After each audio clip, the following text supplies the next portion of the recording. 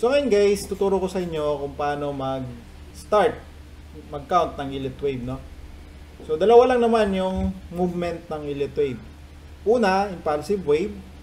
Sa impulsive wave, merong 5 waves. Okay? At pangalawa, yung corrective wave or 3 wave. Corrective wave or correction. So yan lang, dalawa lang naman eh. Sa impulsive wave, merong 5 waves, subdivided siya ng 5 waves. Sa corrective waves, meron 3 waves. Now, paano tayo sumagsukat? Paano gumamit ng Fibonacci kapag tayo ay mag-e-entry dito sa impulsive wave, no? Unang-una, kailangan manggagaling tayo sa corrective wave. So, assuming, itong corrective wave na to, nanggagaling siya dito. Okay? So, dito siya nanggagaling. Now, para makuha natin tong wave 1 na to, kailangan daw equal itong wave 1 tsaka wave 5. Wave B para, sorry. So, kailangan equal or malapit siya dito or pwede siyang umangat pa ng kaunti. Basta, madalas, malapit siya sa wave B, guys. Okay? So, assuming lang na galing tayo ng retracement para makapag-start tayo ng impulsive wave. Okay? Tandaan nyo, bago tayo makapag-start ng impulse, manggagaling dapat tayo sa correction or tinatawag na retracement. So, meron tayo retracement na ABC, and then matik kapag umangat yung price dito malapit sa wave B or nagpantay siya, yan na yung magiging wave 1 natin.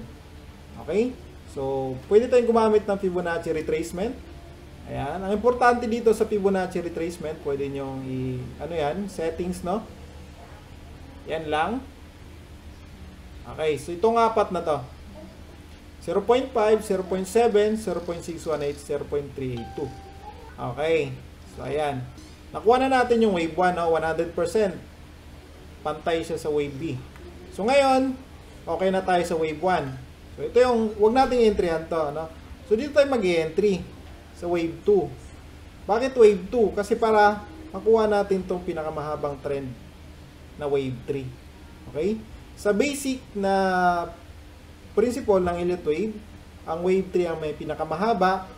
Ang wave 2, hindi pwedeng mapunta sa origin ng wave 1. So, hindi siya pwedeng ganyan. So, ito dapat, pwede siya mag-retrace.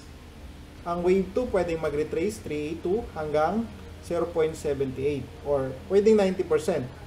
Pero never dapat mag-overlap or makuha niya yung 100% ng origin ng wave 1. So, dito pwede siya 618. Madalas, golden ratio natin, 618 or 78. Yan yung golden ratio. So, yan yung babantayan nyo, guys. Okay, nakuha na natin yung wave 2. So, paano tayo kukuha ng wave 3? So, halimbawa, naka-entry ka dito sa wave 2. Anong gagawin mo? Paano ka tumarget ng wave 3? So, gagamit tayo ng Fibonacci extension. Ipa-plot natin siya dito.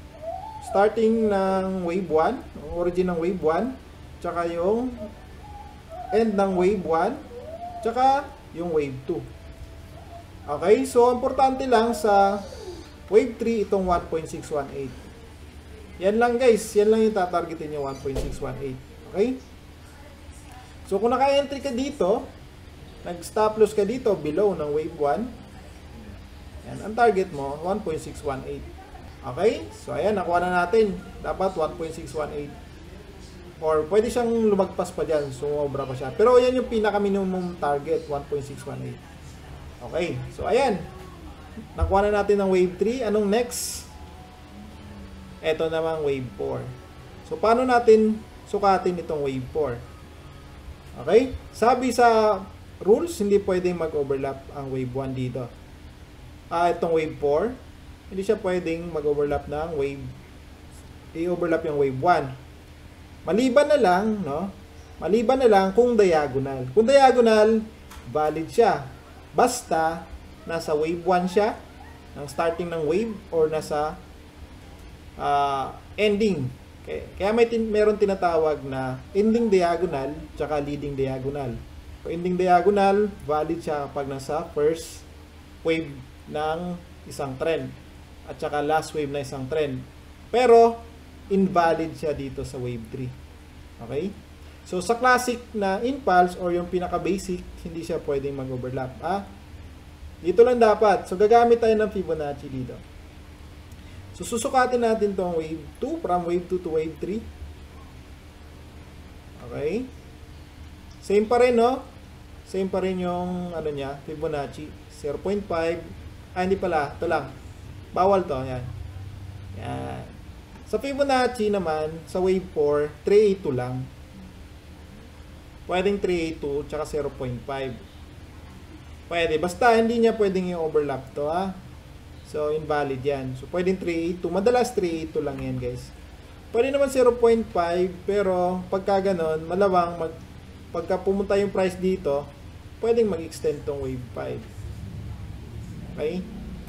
So, ayan guys, no, nakuha na natin yung wave 4. So, 382 lang siya dapat, guys. Or, pwedeng punta pa 0.5. But, never siya dapat mag-overlap sa wave 1. Okay? So, nakuha na natin yung wave 4. Ito naman yung wave 5. Sa wave 5, kung anong sukat ng wave 1, okay? Kung anong sukat ng wave 1, same lang din siya ng sukat ng wave 5. So, ayan lang guys. Pwedeng same lang. Okay? Pwede kayong gumamit ng ano dyan. Kung anong sukat niya dito, ganun din dito. Pwede rin mag-truncated guys, no? Kasi may mga pattern na truncated, magdo-double tap. Mas okay, mas safe siya kung dito lang tayo kukuha ng TP. Overlap lang. So, yan lang guys, no? Napakadali lang. Pwedeng gamit rin kayo ng Fibonacci. Tapos, targetin nyo itong 1.618. Pwede siyang mag-extend hanggang 1.618. Yan. Okay? So, ayan guys. Pwede mag-extend. Pwedeng 382. Pwede siya dito guys. Hanggang yan. Okay. Sorry. Yan, pwedeng 1.382 hanggang 1.618. Or basta same lang siya ng size dito sa wave 1 at wave 5. Ingatan nyo lang kapag nagkaroon ng truncation, hindi niya kayang basagin tong wave 5, nagdo-double tap siya. So, I suggest kapag kukuha kayo ng wave 5, dapat dito lang kayo mag-TP. Okay? So, ayan guys, nakuha na natin kung paano gumamit ng Fibonacci, no, sa Elliott Wave. Now, i-apply na natin siya sa tunay na market. Okay, hanap na tayo ng sample. So, first, hanapin nyo itong correction. So, hanap tayo ng correction. Ayan, so, ito yung una nating nakitang correction, guys. One day tayo. 1 month. 1 week. Ito na lang, guys. Ayan, meron tayong 3-wave. So, ito sample do, no? 3-wave. WXY. WXY. Okay, so ayan. Bakit siya WXY? Kasi wala siyang 5 waves dito. 3 waves lang to. Double zigzag siya. 1, 2, 3. Plus 1, 2, 3. Hindi siya 5 waves. So, double zigzag. Pa ganon. Yan. So, kapag wala kayong 5 waves na makita dito, WXY yan. Kapag may 5 waves, pwedeng zigzag. Pwedeng flat or ABC zigzag or 535. Okay, so yan guys, nakuha na natin. Tingnan natin. Okay, so wave 1 pantay siya sa sample na to. Tingnan nyo, equal. Okay, tapos meron siyang 3 wave dito. So like what I said, pwedeng mag-retrace Fibonacci. Okay. 0.5, 382, 618, 0.5. Ayan. So, gaya ka sinabi ko kanina, pwede siyang mag-retrace dito. Ayan, nakuha niya na. Nag-3 wave na siya dito. So, pag naka-entry kayo dito, ito yung stop loss nyo. Okay. So, targetin natin ng 1.618 Fibonacci. Okay. So, gagamit tayo ng 1.618 Fibonacci dito. Sa wave 3. So, pa-plot natin siya from starting ng wave 1. Origin ng wave 1. Wave 5. Ayan. Kuha natin yan, wave 3. Okay? So, ayan, nakuha na natin yung wave 3. Tapos, nag-extend pa siya, no? Ayan. TP hit ka na dyan. Stop loss mo to. Ang RR mo dito, 1 is to 2.5, something ganon. Ayan. Kasi medyo shallow yung wave 2 niya. Okay, so ayan guys, nakuha na natin, di ba? So, saktong-sakto. Now, paano naman natin kunin yung wave 4? Okay?